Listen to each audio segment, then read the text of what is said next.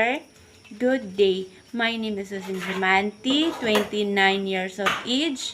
I'm married but separated to my husband.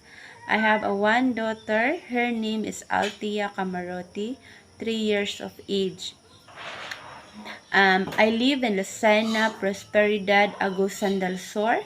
I'm a college graduate in Informatic Computer Institute.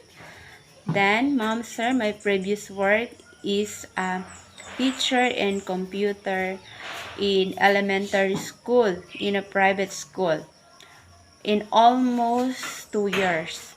Then, I have an experience in a household, like take care of the children, wash her clothes, clean the house, and especially cooking. I have an experience in cooking in a Filipino dishes, but I willing to learn how to cook a Chinese food. I have an experience in almost 3 years. Then, mom, sir, I have no allergy. And thank you.